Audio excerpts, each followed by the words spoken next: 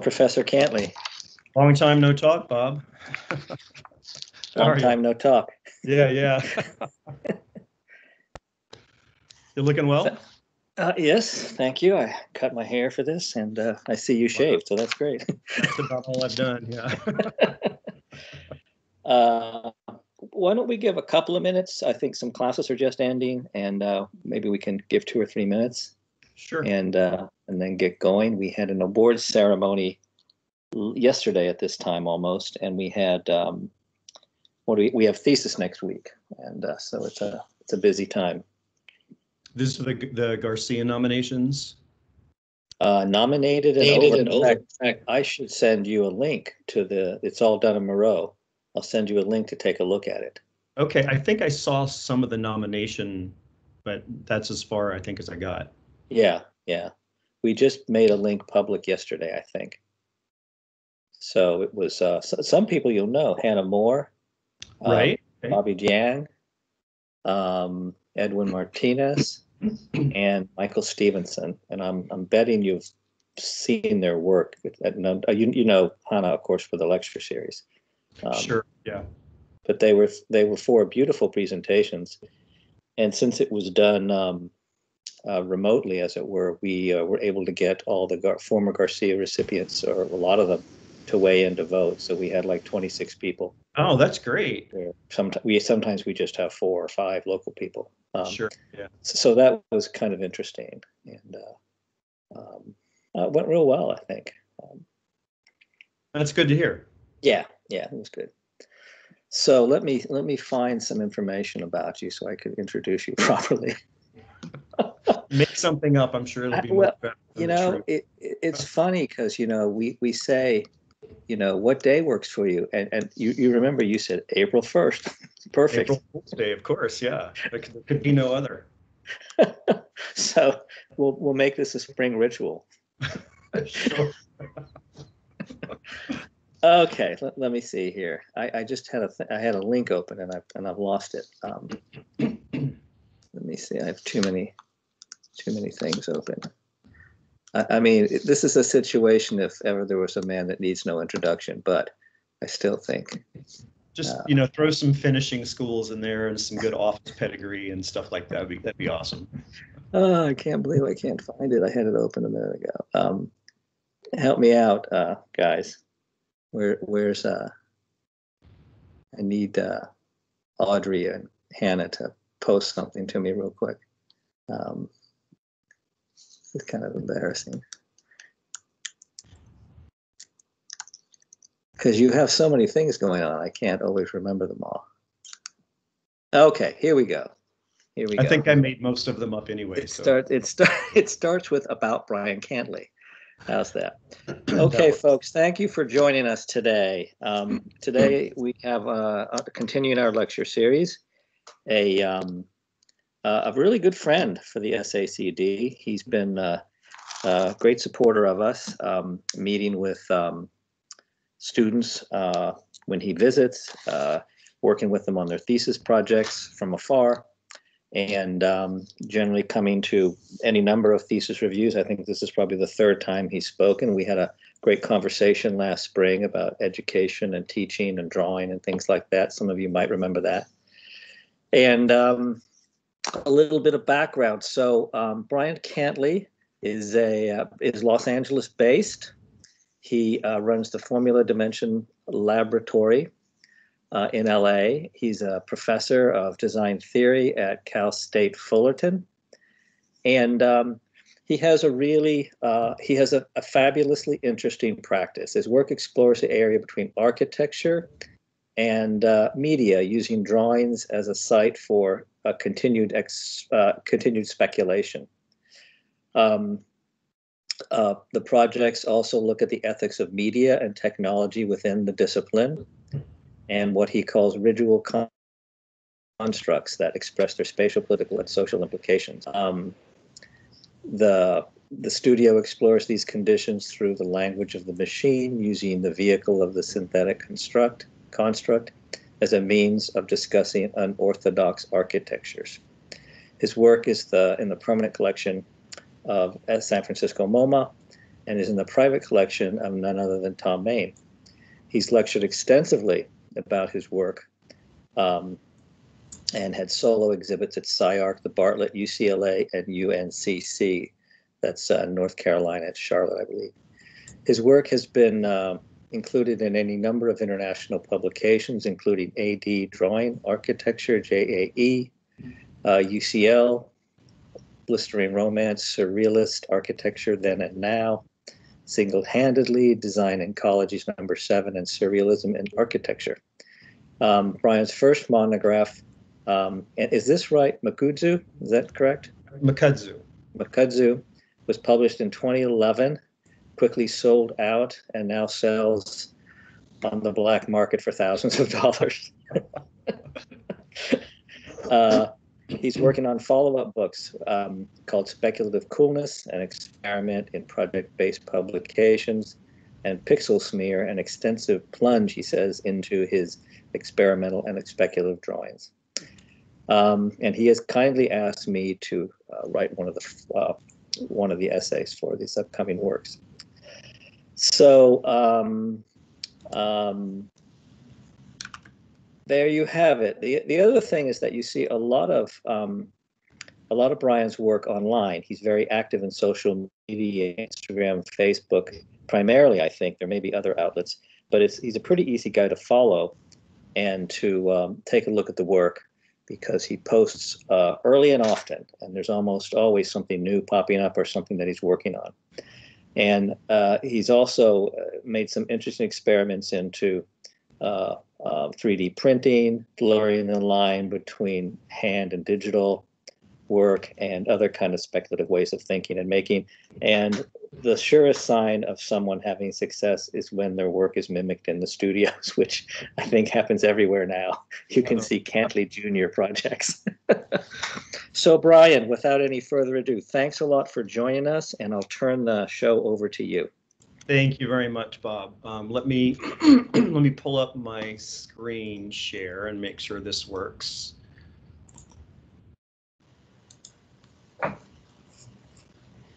So let's see. Hopefully, you're looking at just a white screen with some funky lines on it. Looks good. Okay, there we go.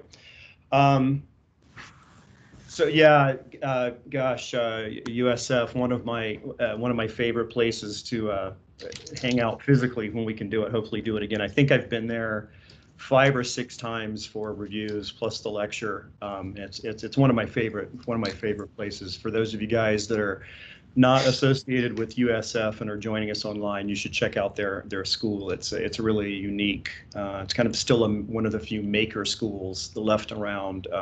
Really excellent work. So thanks Bob for the invitation always, and thanks to the school for putting up with me. I apologize if you've got Cantley Juniors running around there. God, we wouldn't want to wish that on anybody. And then thanks to everybody in the audience. So yeah, Bob asked me a couple months ago to do a talk, and I had started to craft something that I had done to University of Canterbury in January. It's really kind of uncommon for me. This is incredibly casual. It's a very quick presentation. It's not kind of the labored lectures that I normally do, and it's basically just a selection of the work and my process that's happened since the lockdown on March. So we get the lockdown call, and I find myself at home like most everybody else in a converted bedroom. No real drawing tables, no tools to speak of, no supplies, and so that kind of put me in a bit of a dilemma of how to kind of maintain a posture and how to kind of keep that going. So when I have my studio up at the university, my entire architectural universe was at my fingertips. Like the worlds that I was creating, as well as the things that I used to create them, versus kind of an empty desk syndrome that I have here at my house. So this is really going to be a talk about tools, or a lack of tools, which then creates new tools. And it's going to be a lot about process, so please bear with me. It all started with a conversation from the maestro, from Perry Culper, and I'm sure you guys all know Perry's work. If you don't, you should turn the lecture off right now and go look it up. And Perry, the ever present teacher to all of us, hit me with the proposition about constructing a digital collage. And this started right after kind of the lockdown had been enforced. So I tried it, and I failed miserably. I guess that's the only way to fail. When I do something, I tend to do it 110%. So I made 4 of them, and I'm going to show you the 4 images, and these are what I would call epic, highly critical failures. And it really just started with me grabbing files from my hard drive and things I found online just to get started, because I was really unfamiliar with the medium. And my only tool in this part of the game was my laptop. So I started, of course, looking at the relationships between things, physical, conceptual, and there were some happy moments there.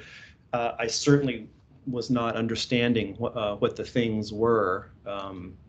I did start looking at fields and patterns as architectural objects, not just conditions of boundaries, and this is going to come into play a little bit later. It's an important aspect, which led to kind of different definitions of expansions of what occupancy and dwelling might mean.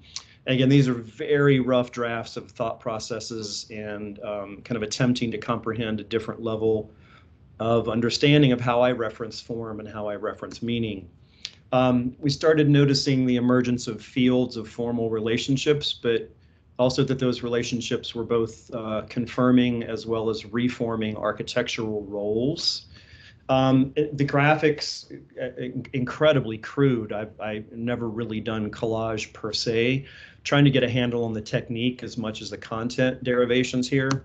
I did notice the evolution of kind of these mechanical relationships that suggested an operative graphic condition. And by that, I mean, it's a situation where the devices that were emerging within the drawings started to have control, started to become puppet masters of the conditions that were happening within the drawings, what I call operative graphic conditions. So the second shift in was from the kind of random digital collages to a new digital collage where the, of course, agenda and format start to rear their heads from kind of the more semi-random appropriations that had happened before. So this first one is kind of merely an example of me trying to establish the rules and the components, some of the basic behavior characteristics. So each of them have a nostalgic, ill-scaled human figure, a new metric, a machine construct that performs the graphic function. That's what I talked about a moment ago. Some sort of context. There's the ever important hazard stripe field, a blue sky field to start playing in terms of gravitation kind of responses. Some sort of scale cadence, and then the always important designator, the plus sign, which is kind of the condition of here or there. So they each had this series of them. And then as I started to progress, I started noticing this condition of the multi-scale. It became a condition of spatial occupancy and kind of an ergonomic discharge. And was playing with understanding that the nature of the collage kind of allowed this evolution of these simultaneous scales. And then started noting the emergence of the voyeur as an occupant within the same scene.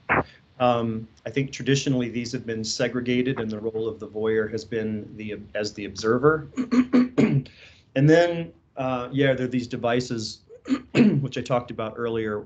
They all contain human operators. If you can see, a guy is kind of reclining, operating this little device here.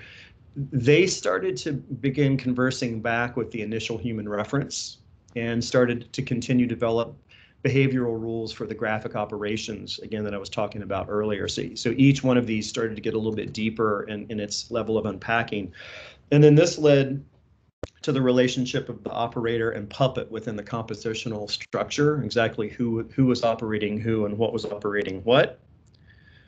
And then I started looking at different attitudes of both occupants. And so here, a condition of indifference is still a social and therefore a spatial indicator, something that is going to become very important in the latter part of the work that I'm going to talk about. And then shifting from internal dialogues to external conversations with the observer, which is just simply making that nostalgic scaled figure start to react one-on-one with the observer as opposed to the objects within the space. And all of these things are kind of happening at the same time. And then the action of the figure started acting upon the device, which then acted upon the scene, which then acted upon the drawing.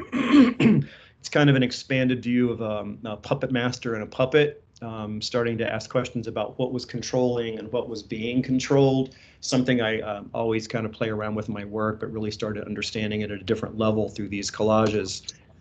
And then it started asking some interesting questions about the relationship of the spatial or visual occupant and the drawing in which it was impregnated. And I couldn't help, as I always do, I think that these little arrangements are in constant motion, constantly rearranging and allowing views and interactions between the players themselves as well as the players and observers. And to be honest, as we shift into the third, which are the third condition is the analog experiments. These were kind of done at the same time as the previous digital collages, although the vast majority of them occurred after the bulk of the collages were underway. It was a really nice back and forth between technology immersions. And I found myself bouncing between media and unfinished work in my desperate search for tool manifestation. So these are basically the same kinds of relationships played out in an architectural drawing, steering away from rendering, which suggesting realities and the baggage that comes along for the ride when we label something rendering versus a drawing. Really started looking at behaviors and rules and relational strategies within a very smaller format. These were 12 by 17 drawings and away from the space and tools that I felt that I needed to experiment prior to lockdown, in which case I was using really large drawing and really drawing surfaces and large tools to construct these universes. So I had to do a stripped down version. So these became exercises of extrusion and projection, definitely a removal of degree of layers of visual saturation. I guess if we look at these closely, these things are basically they're hardline sketches. They're nothing more than visual thinking. They don't suggest a finality. It's a surface of speculation. And then some actually started to explore the situational relationships of modes of isolation as architectural signifiers, kind of a lack of presence in the physical world, a removal from societal norms, which is very common during the lockdown. We were all experiencing that segregation, and I tried to play around with some of that physical isolation and segregation by extracting some of the architectural components from the drawings. So a kind of graphic distillation was taking place, and for no other reason that I was kind of forced to survive with limited maker opportunities. Also, if you'll notice the kind of the denotation of the plane of notation, the little squiggle marks that you can see on this, that's the residue of the act of making. So I had to buy a really cheap small drawing board with a horrible parallel rule that it's not actually parallel, and it starts to leave little bits of impregnation on the surface. Some of them are graphic, but some of them are actually little indentations, and they're also movements of my adjustable triangle on the page because I'm drawing on a softer paper. And I thought those things were interesting because it really starts looking at the residue of the act of making, again, something that's going to come into play in terms of notation a little bit later in the work. And then they became a set of explorations of data extraction and retabulation. And this was an important discovery. It's the notion that the notation or the taxonometric data could become an autonomous entity, which will play out. They were often a literal segregation exercise looking at, for me, a minimal amount of graphic data that each of these typologies required. And a kind of formula emerged. There's always an operative or device that is operating and causing other things to react within the field. There is always a field condition of some sort, and then there's an interaction with a specifically flattened and therefore intentionally graphic element. And then once I sort of recognized these, it was really difficult to remove those from the mix. It's also important to keep in mind that these are drawings, okay? They're not suggestions for built realities. So they needed to behave like drawings, as only drawings may behave. It's about possibilities, not about limitations. And there's certainly never a static condition, neither mechanically nor narratively. The fluidity of the thinking process is kind of demonstrated by the nature of the device's relationship to the drawing. So it's a drawing by the device, of the device, and it includes the dance between the device and the drawing itself. So I started playing around also with drawing nomenclature entities as part of the architectural condition. So in this case, it's not necessarily a numbered drawing, but it's a numbered architecture, and then possibly a fusion of the two. And then sometimes starting to break down those conventions back down even a little further, allowing the text designators to become occupants and interactors, being manipulated by the drawing in addition to dancing within it. And everything became an informant of everything else. This kind of simplified and reduced the format that not only allowed for this observation, it kind of forced the evolution. And I started realizing that in these drawings, one thing was not more critical than the next. Text and object evolved kind of in an equatable environment, which hadn't really happened before. And then the complexities and relationships, I think, became more pure because there's a more direct value connection than the larger drawings, where the site or the context was kind of boundless and timeless. So this is me being minimal, or as minimal as I can be, if you will. So where the value increases as the numeration of data decreases, and that's quite a tough shift for me. If you know any of my other work, minimalism is not one of my areas of frequent occupancy. And then there were moments where the graphic language of text and effect overtook the device as an architectural form, starting to question media and its outlets. And then to even take that to the next level, a couple of them played with the complete removal of the architectural indicator, just leaving the peripheral conditions of notation and annotation to kind of play the game alone. It's also about a world reduction. So these are constructed with pen, pencil, highlighter, vinyl address numbers, maybe a circle template and an adjustable triangle. All right, so they became exercises in data harvesting, which will show up in the last of the shift of typologies that I'll talk about in just a bit. And then something interesting started happening, this kind of emergence of the data field as an architectural condition, and a recognition that architecture not only contains, but becomes and then is a set of data that could be explored in the drawings. So there are 4 of these guys where the device operates not only on the sheet and the drawing, but on the emergent field of architecture serving as a background of context. So the thing labeled the data field here, previously that was a zone only of notation, and then the notation started to take on architectural forms, so we added this kind of third layer of component interactions, where, as I mentioned, the data field started to become a physical architectural context, which hadn't happened before in my work. And then at times that very context became fluid in its ability to interact with the operative tools, so that it not only started to inform the data field of the notation, but the data field of that third level of operation. And then there's the emergence of a secondary data typology within a single drawing event, which is, for me, it's kind of a fractal unpacking of the drawing data. So you've got the data field, first data field, which is converts to an architectural condition, and then the second data field, which stays in the realm of notation. So this gives me a larger number of players to play around with. So then we have the fourth shift to the taxonometric object, which kind of crosses over and bleeds out into another little project. This was kind of a tangential, really strange set of experiments using what I'm calling parallel formal languages. I was using the method of collage that I had spent a couple of months playing around with to evolve this the taxonometric object, which is conceptually it's an entity that draws and records its own notational language as it develops.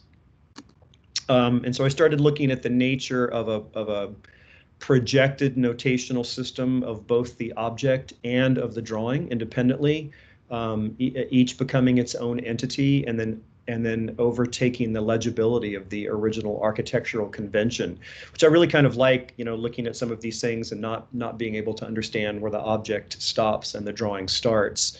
So it's kind of the idea of the fog or the atmosphere of the drawing sitting upon the identity of the object that it's trying to describe. Then within that, I had what I'm calling a subshift, which is taking some of the attributes of this drawing typology and projecting it into a very quick and dirty proposal about a new domestic condition, which I'm calling the domestic 19.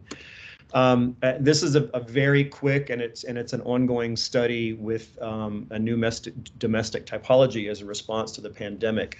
So I've got a quote from Philip Kennicott from the Washington Post. In big cities around the world, people eyed each other warily over face masks, moving to the edges of the sidewalk, hugging the entryway to buildings, letting the elevator pass rather than join other passengers in a confined space. Images emerged of ice rinks turned into impromptu morgues.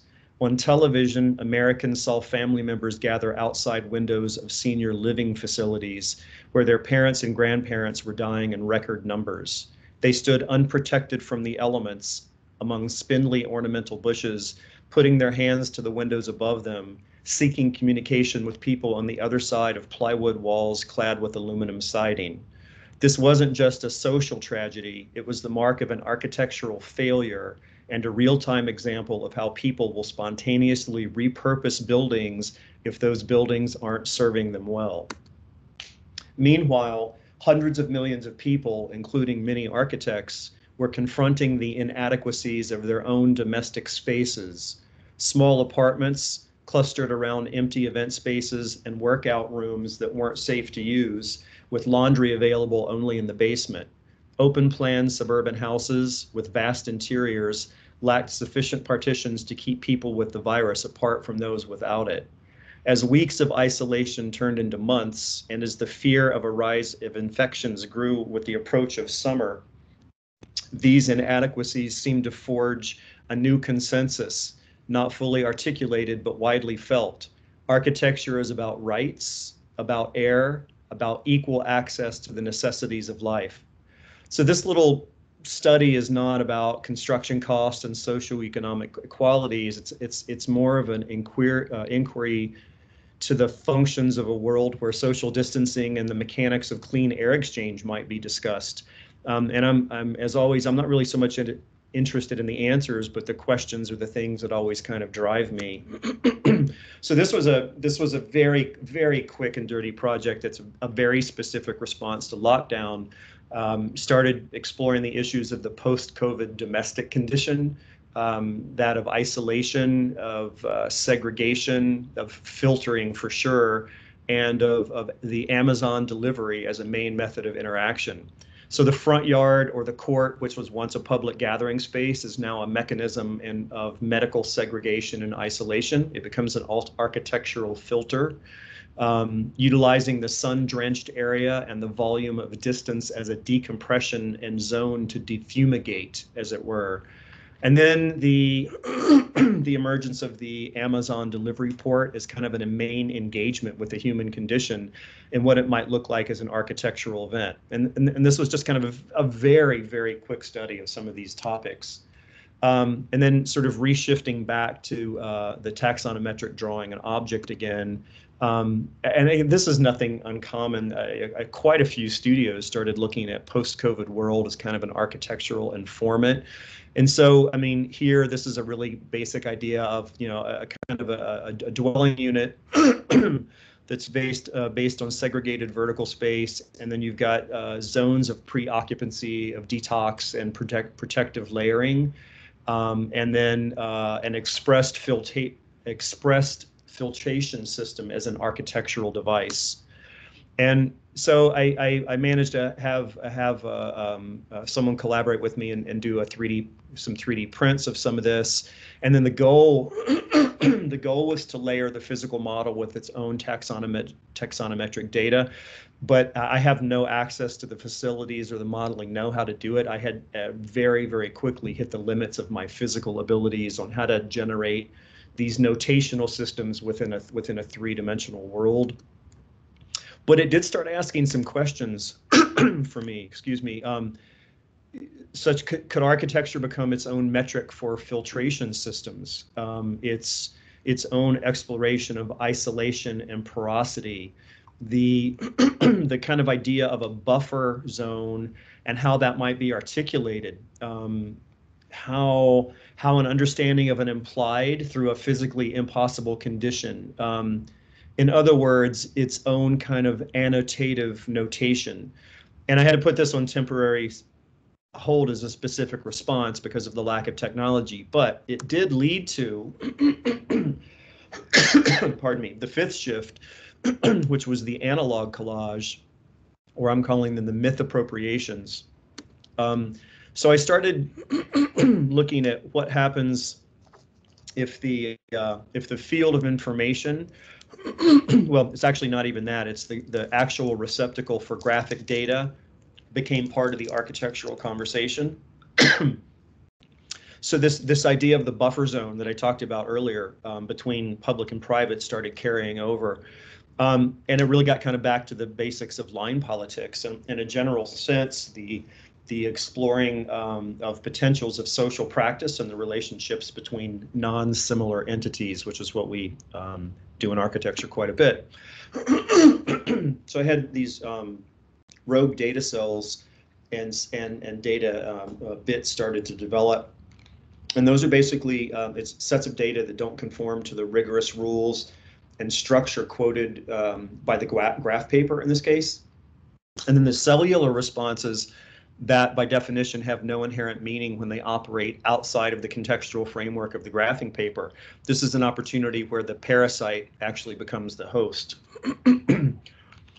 So with these collages, I stopped reading the graph paper as flat. I stopped reading it as an exterior or a background condition, and I started exploring it as an architectural condition, as really a spatial implicator. It's kind of a non-flat inquisitor. I was attempting to play around with spatial harmonies between unrelated entities, which gets us back to the issues of public versus private zoning, issues of interpersonal relationships, and then something that we're seeing this last year all too frequently, the projection of group characteristics onto an individual entity. It's also dealing with the concept of kind of narrative gerrymandering. And I really haven't talked about why these started as a method of study. They were kind of born from a necessity of not having access to large tools or large drawing surfaces. They're 12 by 18.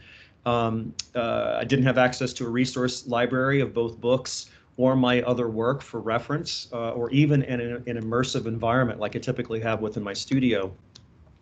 It's really just me and my small collection of hand-sized tools, a small drawing board, and the one thing that I did have, my drawings. So this is me just cutting up prints of my existing drawings, along with some bits of added graphed paper and adding a few lines here and there that emerged out the relationships. No, I'm not cutting up my actual drawings. I've mentioned this to colleagues before, and they thought, they looked at me like I was crazy. Why would you cut up your drawings? So I'm cutting up prints of my drawings and then drawing on top of them. I mean, this is pretty simple stuff. It's not rocket science. It's just It's kind of a paper doll exercise. It's actually more of a simplified paper doll exercise of printing and cutting up my drawings to produce a set of relational shapes and forms and drawings and artifacts that haven't just allowed, but they've actually dictated a new working typology, which is, again, me doing minimalism, at least compared to my previous work of the saturated drawing.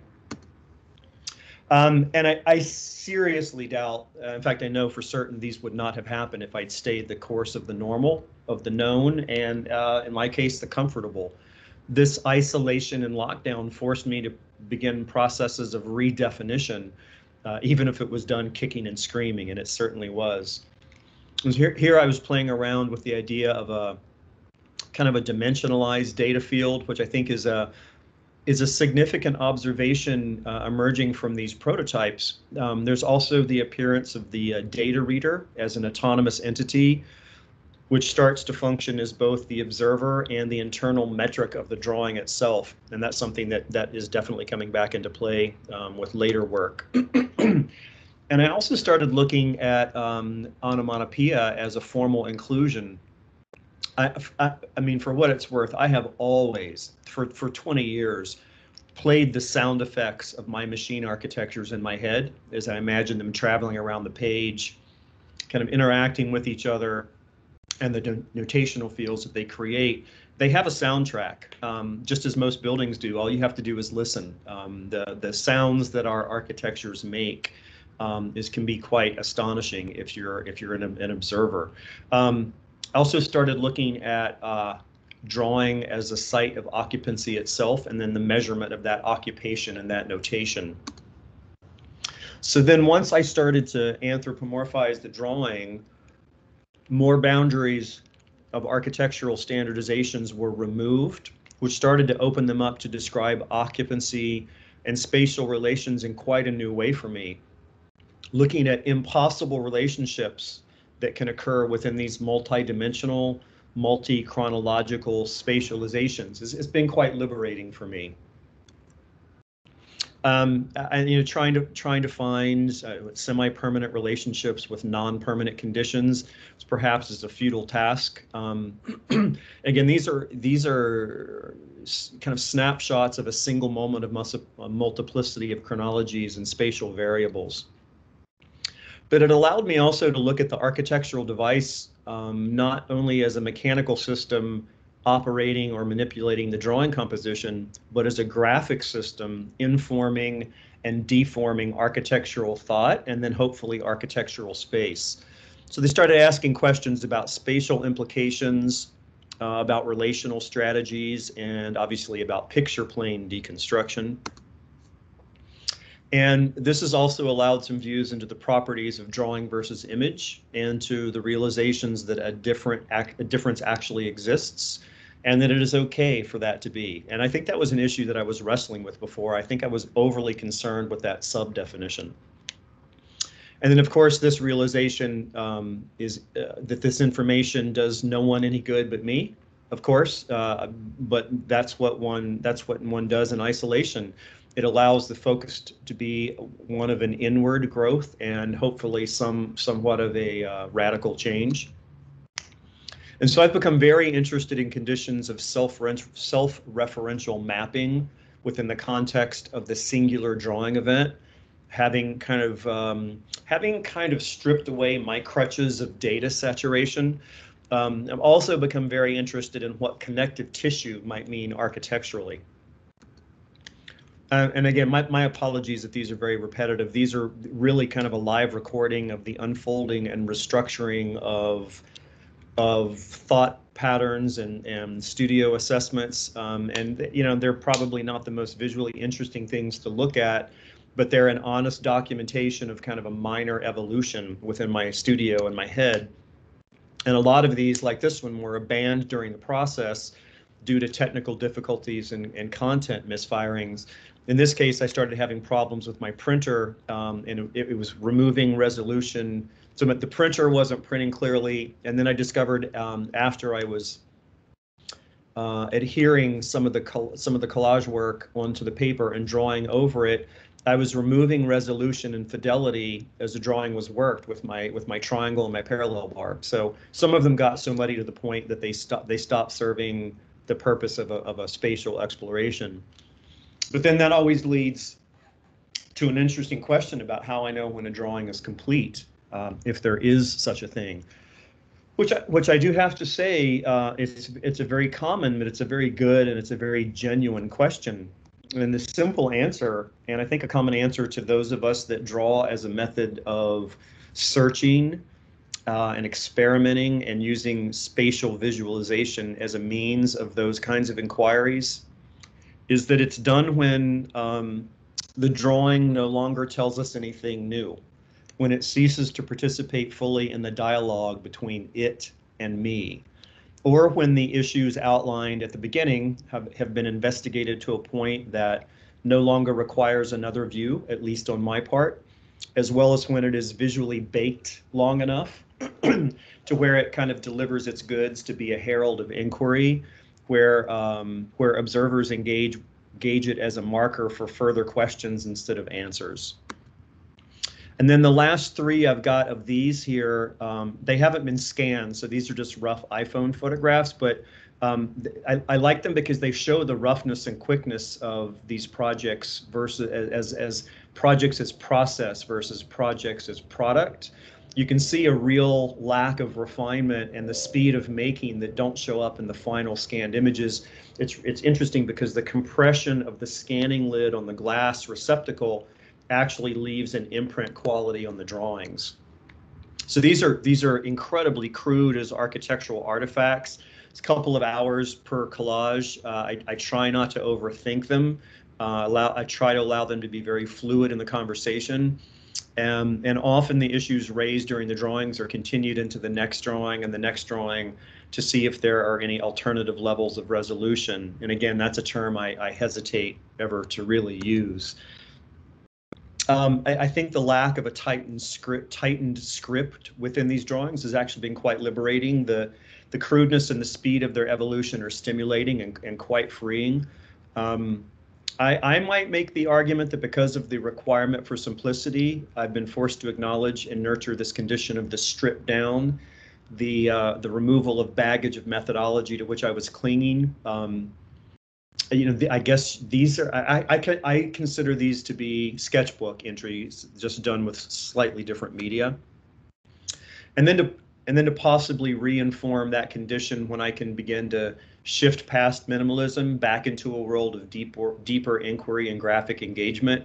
So here, that idea of the data field that I talked about earlier goes back into its role as background, but after it has transformed into an architectural event itself. Baudrillard introduced the concept that reality, or the principle of the real, is short-circuited by the interchangeability of signs in an era whose communicative and semantic acts are dominated by, in this case, electronic media and digital technologies.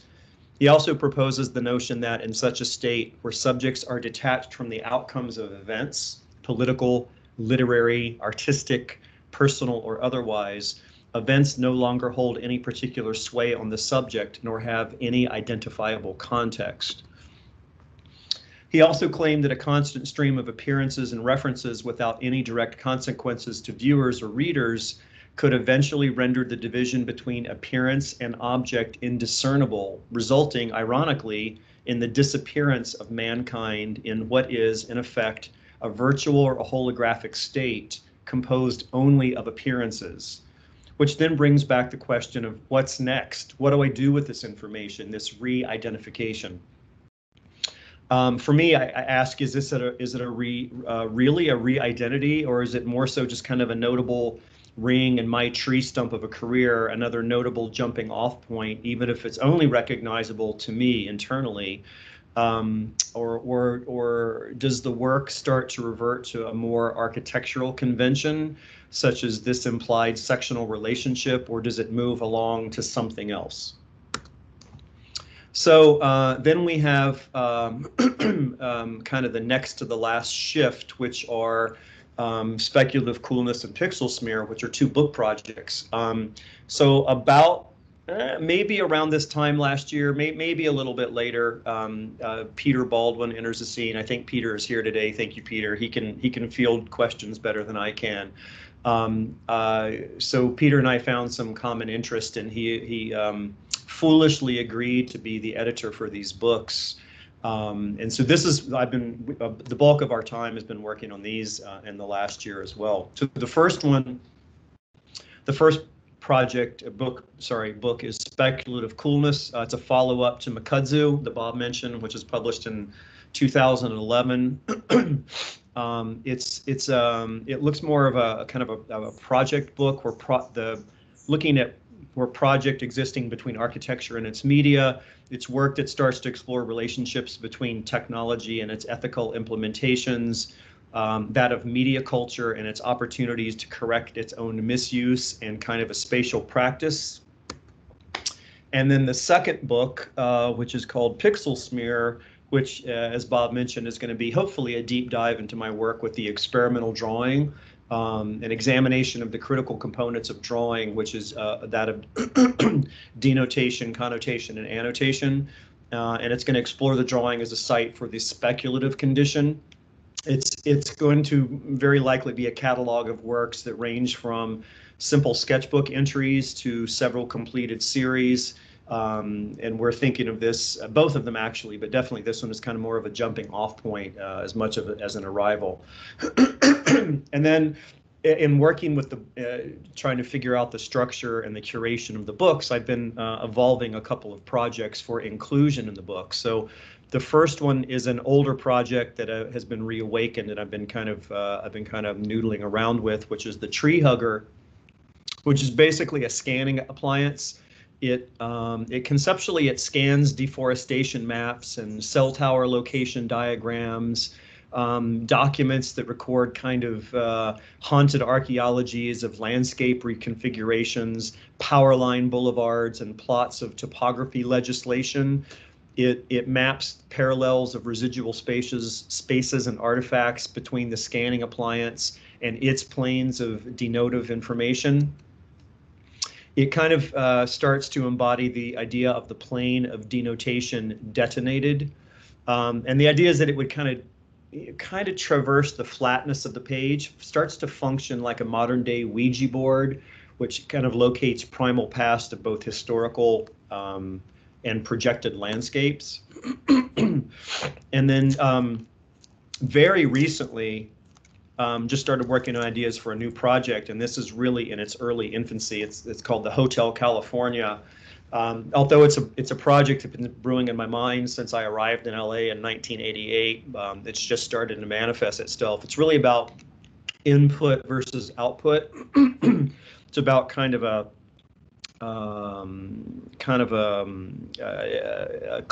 documenting a closed system based on pedigree of schools and offices worked in that was definitely prevalent here in Los Angeles from the late 90s to the mid 2000s, but I think I'm still seeing residuals of.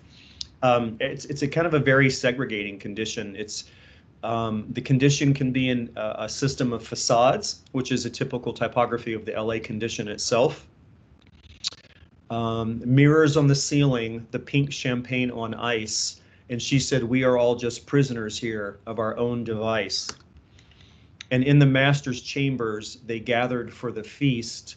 They stab it with their steely knives, but they just can't kill the beast. I know you guys are all humming this in your head. I'm doing a much better job than I am. So this project starts to become an architectural system that transcribes its own histories and its own trajectories based on kind of an evolving understanding of the network. So the last thing I remember was running for the door. I had to find the passage back to the place I was before.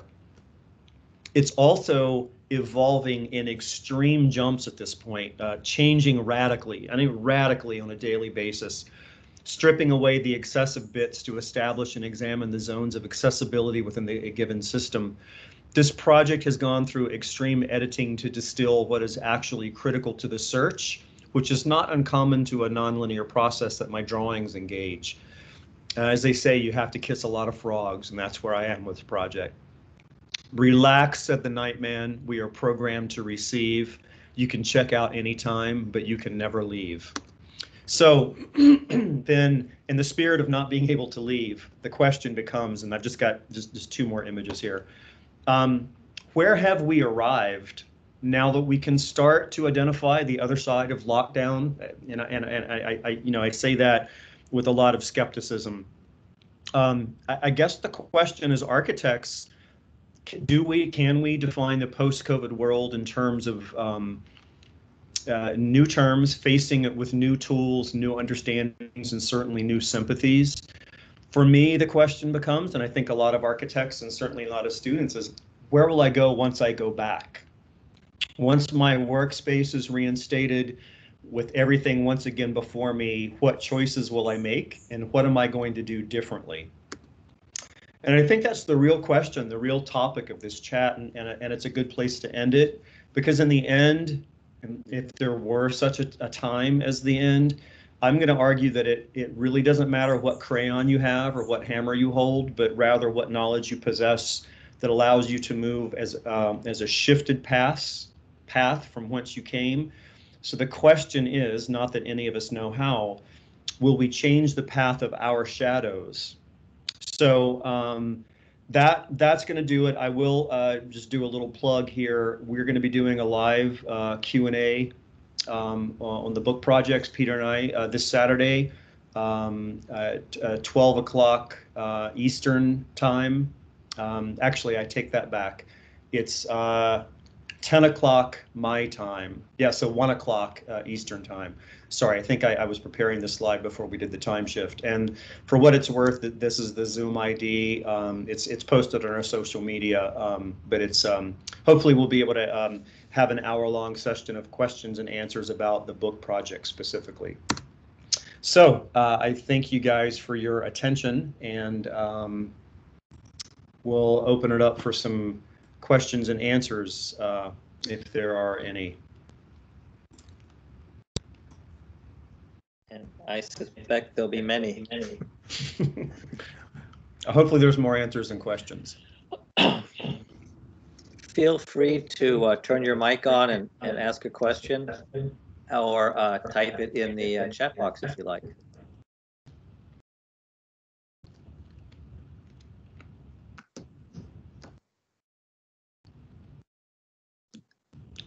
Well, there we have it. It's a stunned silence, Bryan.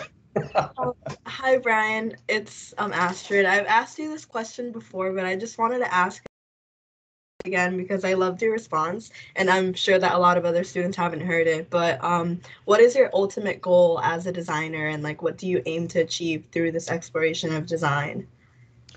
First, may I ask you what my answer was before?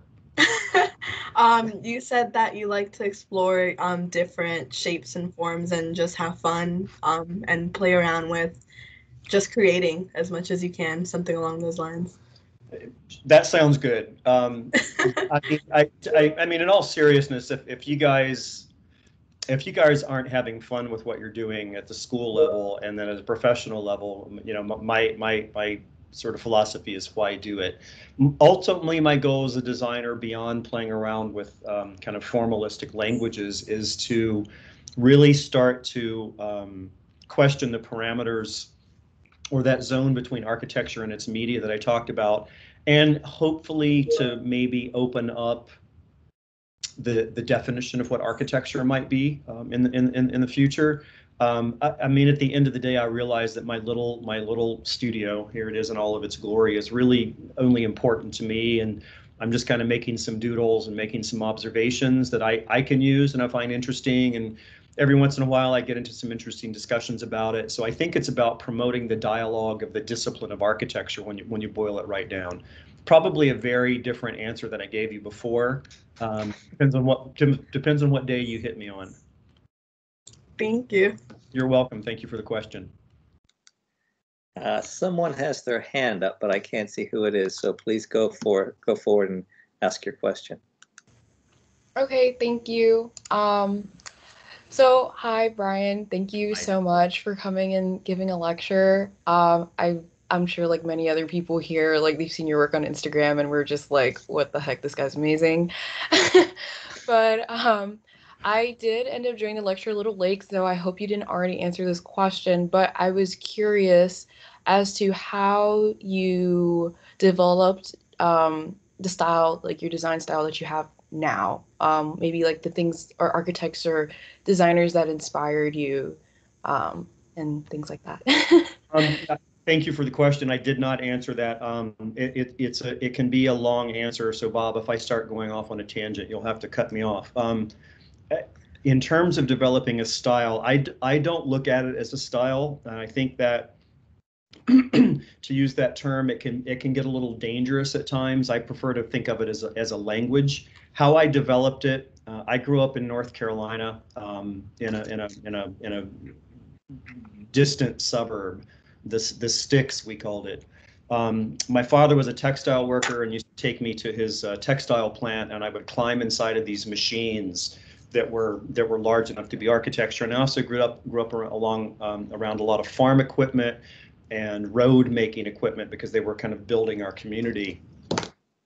So I had always been around devices of construction, though I just didn't really know it. I was sort of told by people around me, none of who were architects, these are buildings and these are machines. And then when I got to UCLA, Doug McLeod, bless his heart, told me, he said, I think your work kind of reminds me of this guy Neil Denari's. And I'd never heard of Neil or seen Neil's work at the time. And he gave me pamphlet architecture number 12, and I call that my floodgate moment. Because what happened is I realized that architecture and machines did not have to be a segregated entity. I've always been interested in graphics. I grew up reading and drawing comic books. I made my own comic books when I was younger. I was kind of obsessive about the graphic quality. And somewhere in graduate school, I found this really kind of harmonious blend, at least for me, between the production implied by the architecture of the machine and the drawings that we might make as architects. And I started playing around with the idea that the architecture might start recreating its own drawings. And that's kind of where the quote unquote language came from. The question that people usually ask is, what advice would you give people trying to find their own style? Again, using the S word. So I'm going to go ahead and answer that one because it's related. My analogy, because I've played in bands all my life, like when you're in a band, when you're doing originals, most bands don't start off by saying we're going to sound like this. They have their influences, and you can certainly see their influences or hear their influences.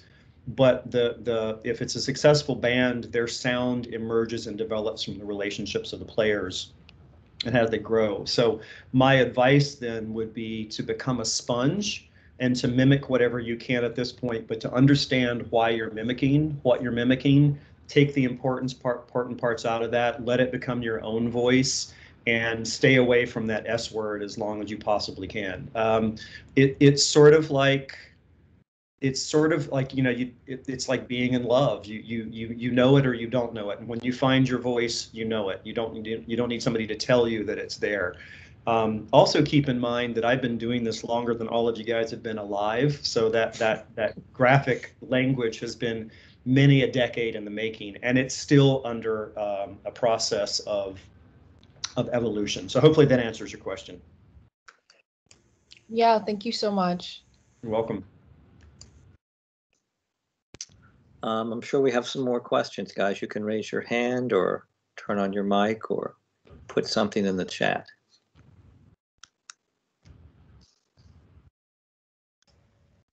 Hello, good afternoon. I would like to say that your drawings are amazing. Thank you. It's graphically, I'm like very attracted to them. And my question would be, what is your physical process before you start drawing? And by that I mean, like, how do you prepare your materials? Do you print beforehand, or do you just start with a quick sketch and then you start printing and producing more refined drawings? Yeah, that's a really good question. I consider all of the work to be sketches, some quicker than others. In terms of how I start physically, it all starts with ideas that I'm trying to confront or figure out or chase. It depends on the project. It depends on the drawing. If I'm working on a digital drawing, I mean, it all starts in the sketchbook. I chase the ideas out.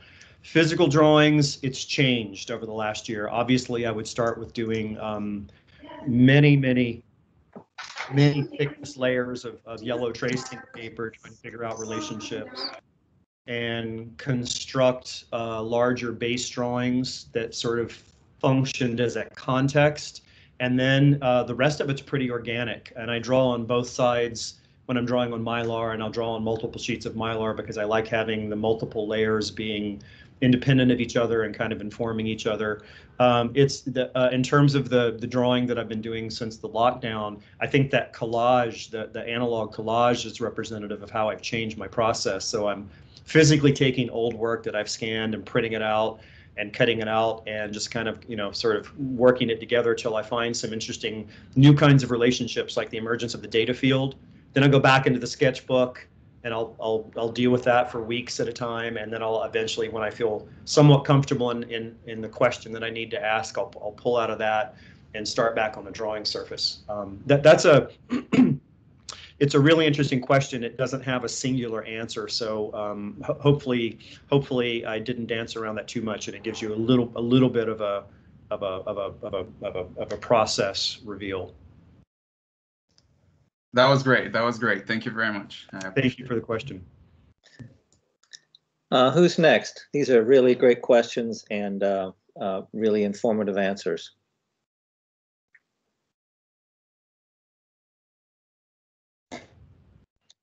Hi, Brian, how you doing? Go ahead. Hi, Brian, how you doing? Hi. Hi, my name is Darrell Abercrombie. First off, I just want to say thank you for your time and having our questions answered today.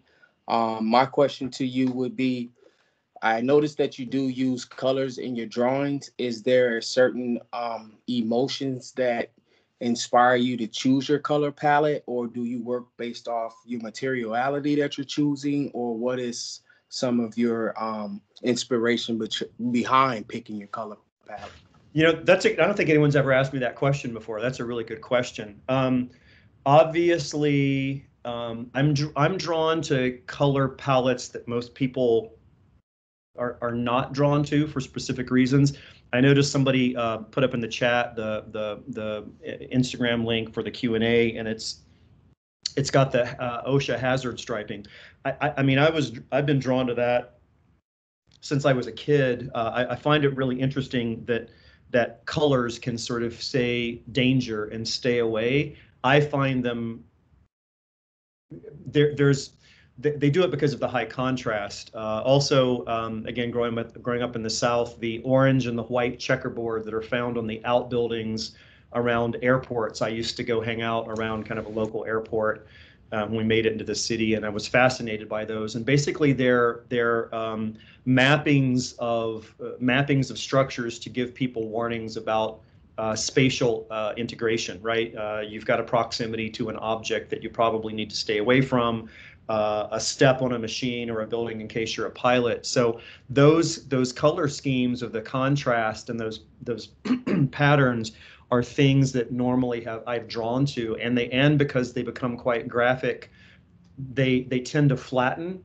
And I like the kind of the disharmony between taking a graphic that's intended to be a flat condition and projecting it onto an unflat condition.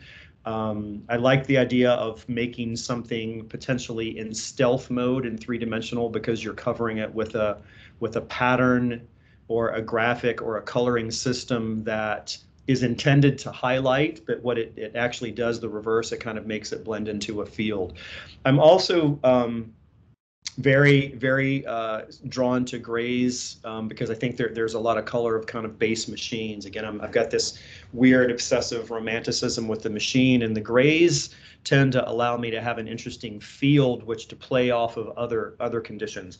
The rest of them, a lot of the color has to do with the materiality of the media in which I'm working. So it's either the media of in the collages case of whatever the green of the ledger book paper, or the suggestive materiality of an architectural condition I'm trying to convey. So the quote unquote natural color of concrete or wood might show up within an element that's supposed to represent that. I'll have to think about the answer to that question. Like I said, no one's ever asked that of me, and I don't think I've ever asked that of myself. Perhaps I should start doing that. So, but hopefully that gets close to an answer. It was. I appreciate that. Thank you. Of course. Thank you for the question. Okay, let's see who else we have here. Bryan? Yeah, actually, as you were answering that last question with the colors, it made me think about if you had a similar relationship with textures, because you were talking about like the checkered patterns that you were using and all these other things, like if there was an intention behind why you use the patterns you use, but I'm wondering if your response would be the same to the colors. Yeah, I mean, not to dodge the question, but definitely the hazard striping and the checkerboard, orange and white, were born out of being immersed into these tangential, maybe even annotated architectural environments that color was meant to have. It was meant to have impact and meeting and there were ways of circumnavigating.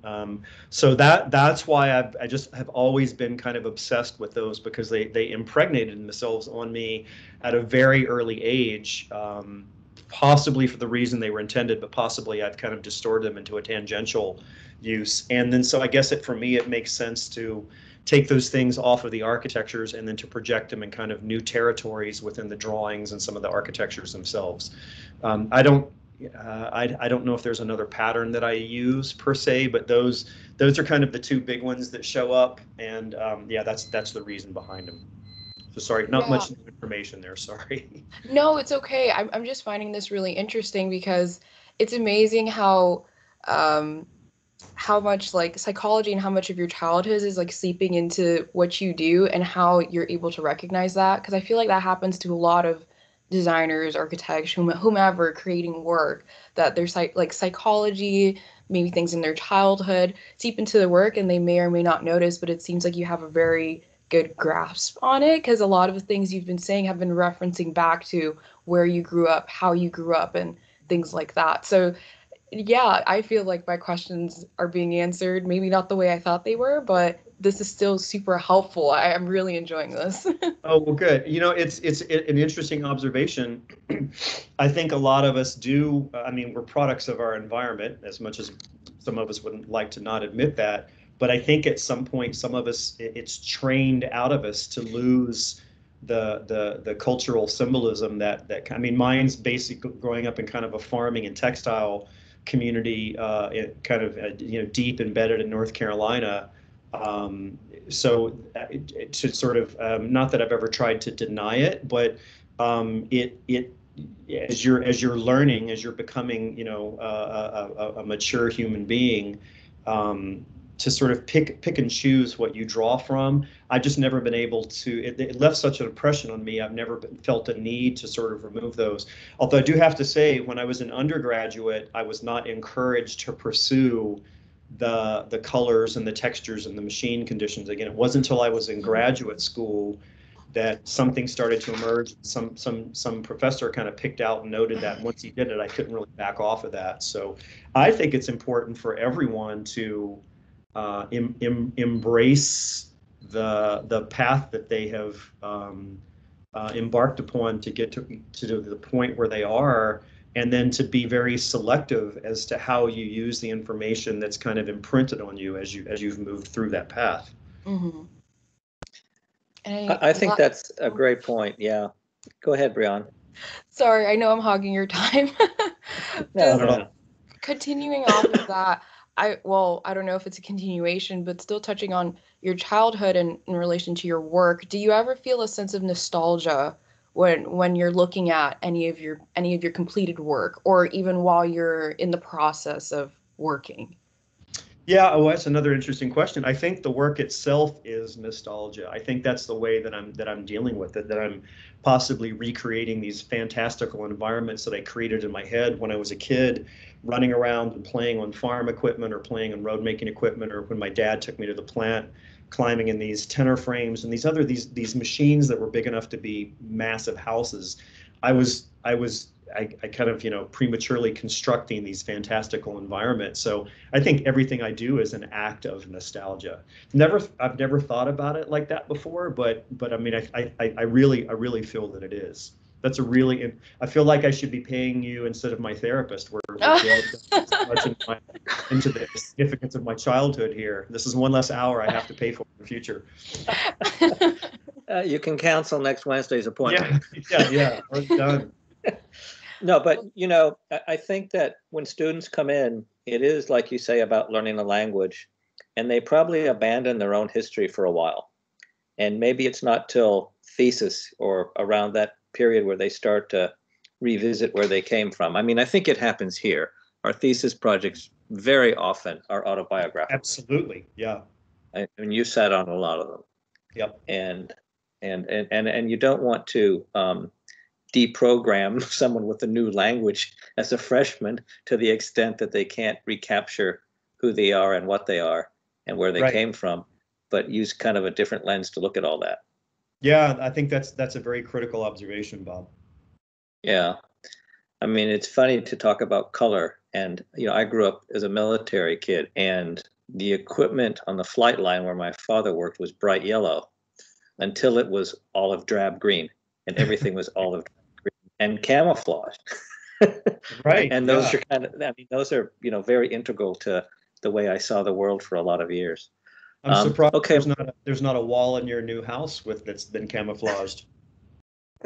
Well, it's still early days. Okay, Mohammed Hassin, you've been waiting. Do you have a question? Yes, thank you very much. And thank you, Bryan, for your really amazing presentation. Oh, thank you, Mohammed. I always enjoy your interesting drawings and inspired by their open structure. I really appreciate it. But I know that although you, as the creator of those drawings, is a member of the audience, or maybe the first one, or the first member of the audience, but who do you think is the audience of those drawings in general? Or I mean, how do you think about the role of audience when you're in the process of creating them? Wow, that's a really deep question. There's two answers. The first one, it's a little bit more superficial, is I assume no one's going to look at this work. I say all the time, nobody wants one of these hanging over their couch, and I understand that. In terms of the observer, though, I actually am quite conscious, specifically when I'm working on the drawings, that they have circulation, they have timing, they have evolution. I'm thinking about a generic audience or a generic reader, and how they're going to engage, how I'm going to at some point reveal and some point hide, and that sort of play between them allows for an openness, because all of the, if there were such thing as a singular intention of the work, it would be to promote an open discourse and for people to walk away forming their own questions from looking at it, and so that purposefully becomes an event of masking or deteriorating or distorting to the point where legibilities are kind of hinted at or ghosted, but they're not there, so that people are walking away, asking more questions than they arrived with. So I am aware that the legibility factor, and that's not the right term for it, but it's the only one I've got at the moment, is something that I am tweaking and studying with every mark that I make, or every mark that I erase, or every material that I put down. It's dealing with how someone might, and for what I'm interested in, how they might misinterpret the work. Because I can tell you all what it means, and I haven't done that yet. But then that's a singular opinion. I'd much rather hear what other people have to say and think about the work, because then we get into a dialogue about meaning and form, which ultimately is what architecture becomes a large vessel of. So that's a really interesting question. Hopefully, I doubt I've come anywhere near getting the threshold of that question, but that's how I would start approaching the breakdown of that. Yeah, I love the response. Thank you very much. Thank you for the question. You know, I think it's rare. I mean, you can go to a building and you can offer, you'll read that building differently over time, and you'll read it differently the time of year, you know, you'll time of day. I mean, buildings are like that. They can be interpreted and reinterpreted. I don't know that drawings always have that quality, but I think that your drawings do have that quality, because I can I've seen a lot of your drawings, and some are familiar, some are not, but I can look at them at different, you know, periods of time apart from one another, and I kind of see them differently. And I think that's a real powerful quality that the work has. It wants to be interpreted and then reinterpreted. Thank you. You know, it comes from being, and this sounds very cliche, it comes from being an occupant of the world, of the it becomes about being an occupant of situations and conditions that I put myself in, or I find myself in, and the drawing is just another situation that I find myself, or I put myself in. So there is a parallel there. Yeah. I have a couple of questions, but I'm waiting to see if anyone else does. Here you go. Giancarlo Gusti, who actually has one of your drawings hanging over his sofa. How are you doing, no, man? Not yet. I'm afraid to open it. Thank you, Bryan. This is a great lecture. You're a very inspiring guy for the school, and really impressive work. So, you know, this goes along to what you guys were talking about. I was going to ask this a minute ago, but I guess the question is, when your drawings, your constructs, I don't see them as drawings, I see them as spaces and sets of assemblies, but they do have scale, and they have an amazing spatial quality. And so my question is, do you write a script of a programmatic need? Do you write a program before you enter in this drawing and exploration of spaces, or do you just go as you go, and then it's a figure ground exercise, or both? Well, it's nice to talk. It's nice to talk to you, and thank you for the question and the attendance and the support. It's actually a bit of both, and it varies from project to project and drawing to drawing. And thank you. I agree. I don't consider them drawings. I consider them spatial assemblies, but it's easier to access when we discuss them as drawings. So I always have a set of agendas, programs, and rules that I start with always. Now, sometimes each of those segments are smaller or larger.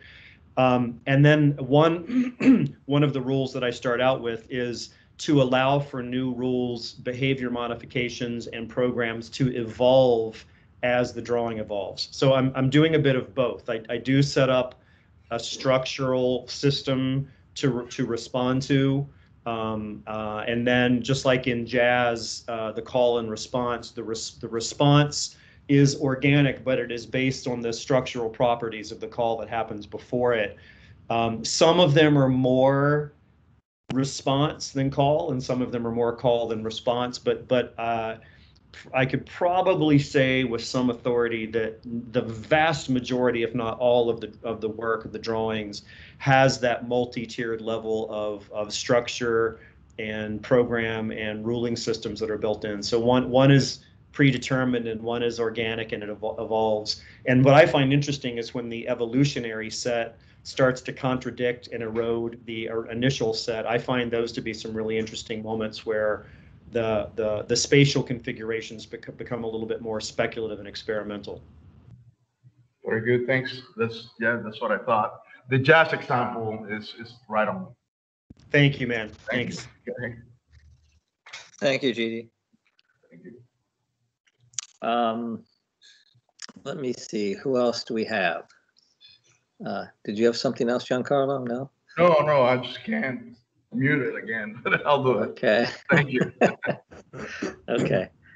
I think they're really good comments, Brian. These are really good questions. Excellent questions. The issues of nostalgia and the emotion of color, I think, are great questions to ask any architect, frankly. But and they're hard questions. Those are really well thought out questions that would take me months, if not a lifetime, to kind of chase out. So thank you guys about the color and nostalgia questions for sure. I think it's interesting that this body of work we saw today was produced basically during the lockdown, during COVID, right? All of it was produced during the lockdown. Yeah. And you were in a part of the world that had...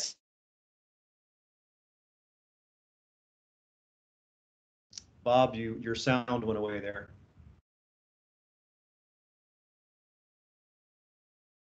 I don't know if you guys, I can't hear Bob. I don't know if you guys can hear him. No, we can't hear him either, Brian. Okay. Oh, how's that, guys? Yeah, I'm in a part of the world that had a lot of lockdown, had a series of lockdowns. You were in and out of lockdown in LA quite often.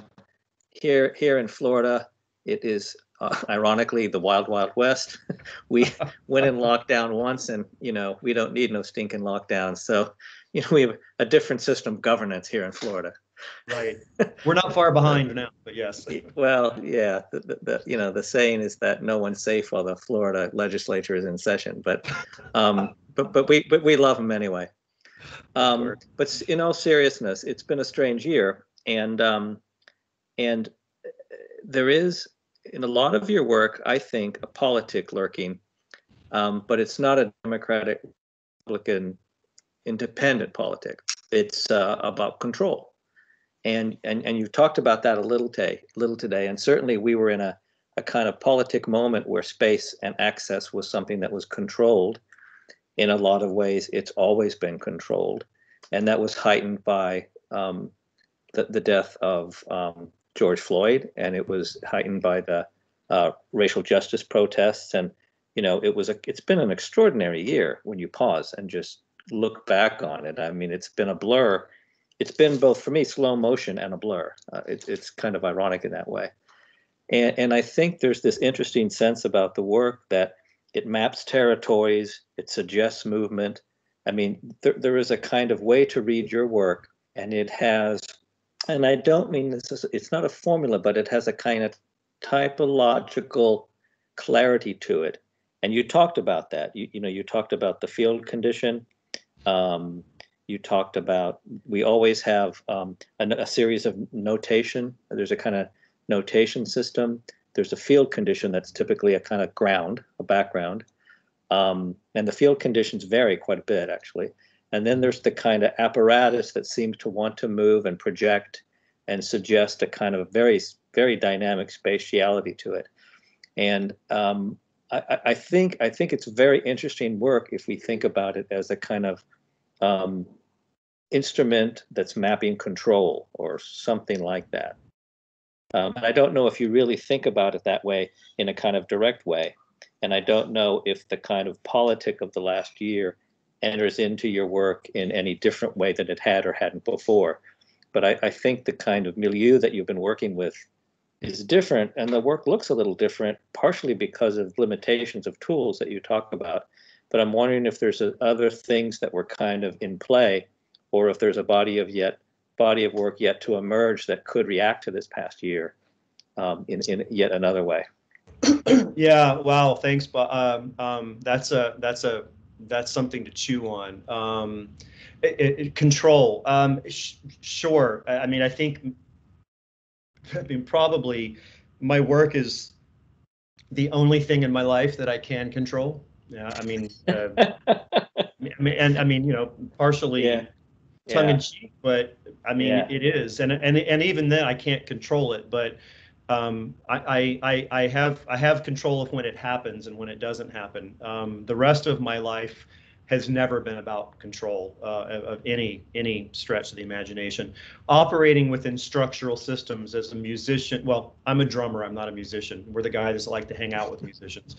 But a system of how that works and plays within the context of making music, within being a student, within being an architect, with being a citizen, with being a father, with being a husband, with being a professor, all of those systems that I feel like I have literally no control over, and most times I'm more of an observer than I'm the puppet as opposed to the puppet master. And my work, I think, is one of the few places that I can at least pretend and believe that I have some form of control, and control's the wrong word here. In terms of the greater kind of political scheme, I mean, that's interesting. I try to stay away from political as a term or a system of how we define the government and what camp you're in and what I could care less. I'm an independent. That's uninteresting, yeah. In terms of the politics of human harmony, and those that can versus those that can't, and those that should versus those that shouldn't, et cetera. Injustice in general has always abhorred me. I mean, it kind of turns my stomach in whatever format you see. So when I work on my drawings, I call them line politics, and it's always been for decades. It's one of the reasons I left North Carolina. I wanted to come out to California and experiment with architecture and go to grad school, but I was also very dissatisfied with the little town that I had grown up in, with kind of the racial imbalance that was there, and it just infuriated me. So when I deal with line politics, and I do not mean to reduce what's happening important as a society to my drawings. I'm not making that parallel at all. But I do look at the work, when I call line politics, is about looking about how individuals operate in with the system of other likened individuals, kind of the herd mentality, as well as how certain groups of lines and configurations work within other groups. And I purposely play out colliding, contrasting, conflicting groups, because my God, that's all I see, is everybody's in conflict with everybody else. And the drawings allow them opportunities to harmoniously disharmonize, right? So that they form a greater good, but they're sort of individualistic, and smaller group mentality kind of comes to a head. I just, as these words are coming out of my mouth, I'm realizing I'm butchering and not doing the proper homage to your question, but that's sort of where I enter that game, if that makes any sense. Yeah, because I mean, and my question is terribly vague in a lot of ways, but there's nothing more political than a line, in the sense that you draw a line and someone lives here or doesn't, or they go to school here or they don't, or they pay one tax or another, or they're in the county or the city. And I've always found, my interest has long been in maps, and I find that very interesting. And I always see your constructions as maps too. And even though that's not really a word you use to describe them, they have this mapped quality to them. Sure, that I really like. And I like the way you talk about it as kind of both being in harmony and not. I mean, they're super synthetic. I mean, that's the one thing we can say about your drawings, is they're synthetic, and within the synthesis, there's these kind of clashes that go on in these trajectories, and there's a figuring out of what this thing is that's kind of fantastic. I mean, they look like fireworks sometimes. And I rather like that about them. I like that. Yeah, and let me ask you one final question from me, and it has to do with what we both do for a living. We're in education, and we're having conversations now in the school about what happens in August. I mentioned to the students yesterday in our award ceremony, we have to figure out how to be back in studio again, and what that means after being kind of together, alone together, whatever the phrase is, for a year. And it'll be 18 months by the time we get back, or near enough. Yeah. And what do you think? What are you thinking in terms of architectural education and the things we make, and whether we draw or represent things digitally or otherwise. I mean, it's interesting that the kids in our core, our first year of graduate school, have been totally digital for all intents and purposes. Well, for this year they certainly have, and they're making crazy beautiful things. My worry, of course, is, you know, and they all had a background in building models and stuff, but they really haven't done much of that this year. And you know, that's what we do. You mentioned that early on, and I'm wondering how they'll see differently when they come back together and re-engage a group of assignments as a group of people in a room, and if they will draw digitally, if they will draw by hand, what tools will they engage, and what skills have been eroded, and what skills have been learned that will project them into another place as kind of young architects to be and young scholars. And I think it's a real interesting moment for all schools. And with the overlay of, you know, I have a good friend, I'm not in close touch, but I was talking to Mario Gooden the other day in Columbia, New York. And I really respect Mario. And you know, I said, well, Mario, it's been a heck of a year. And he said, yeah, you know, something like, I hope we don't go back to normal because it really wasn't that good anyway. And this is coming from an African-American man who's grew up in the South like you and has practiced both in Florida but mostly New York for many years. And I said, yeah, you're really right. You know, it really wasn't that good for a lot of people. And we have to keep that in mind too, as we think about how we're sending people into the world and what we want our next generation, how we want to equip our next generation of architects. And that's something that's been weighing heavily on me the past many months. Right. I mean, you know, the whole point of putting this together was to talk about the emergence of new tool sets, but also what happens with the existing when we convert back. And I agree. I'm hoping that we don't go back to what we were before. I mean, if I could distill architecture as kind of being a vessel of shaping society, society has shifted both in terms of, I mean, this year in terms of its impact on how architects engage work. I think we won't know this for maybe decades to come, but maybe one of the most significant in history, because we've had a confluence of a social crisis and physical crisis all crammed down our throats at once, right? And